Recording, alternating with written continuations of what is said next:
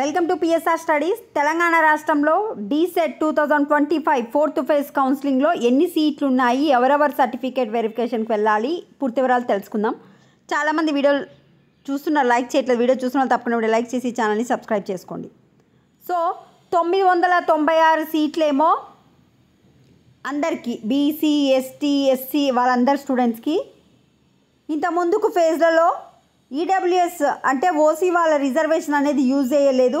So reservation use చేయనందున OC వాళ్ళ కోసం EWS economical weaker section వాళ్ళ కోసం 406 సీట్లు అయితే యాడ్ చేయడం జరిగింది. ఆ 406 సీట్లు మిగిలిన 996 అంటే దాదాపు 1400 సీట్లకు ఇప్పుడు కౌన్సిలింగ్ అయితే జరుగుతుంది. ఈ రోజు నుంచి స్టార్ట్ అయ్యింది.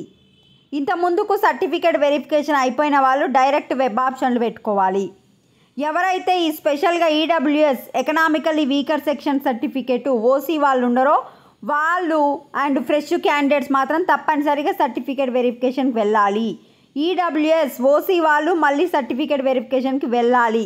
ఇక్కడ అదే ఇచ్చారు చూడండి. ఆర్థికంగా బలహీన వర్గాల అభ్యర్థులు అంటే ఈడబ్ల్యూఎస్ స్టేటస్ను వెబ్సైట్ ద్వారా జూలై 31 నుంచి 2 వరకు నమోదు చేసుకోవాలని తెలిపారు. ఫ్రెష్ అభ్యర్థులు అంటే ఇంత ముందుకు సర్టిఫికేట్ వెరిఫికేషన్ కాని అభ్యర్థులు, ఈడబ్ల్యూఎస్ అభ్యర్థులు సర్టిఫికేట్ వెరిఫికేషన్ ఆగస్టు 3 నుంచి 5 వరకు చేయించుకోవాలి తెలంగాణలో ఉన్న ప్రభుత్వ డైట్ కాలేజెస్లో. స్లైడింగ్ కోరుకునే విద్యార్థులు, స్లైడింగ్ అంటే ఒక కాలేజ్ నుంచి ఇంకో కాలేజ్కి షిఫ్ట్ అయిపోవాలనుకున్న విద్యార్థులు ఆగస్టు 6 నుంచి 7 వరకు అయితే వెబ్ ఆప్షన్స్ పెట్టుకోవాలి. 11వ తారీఖు నాడు మనకు సీట్ అలాట్మెంట్ అయితే రిలీజ్ చేస్తారు. సీట్ వచ్చిన స్టూడెంట్స్ 11, 12 కాలేజీలలో జాయిన్ అవ్వాలి.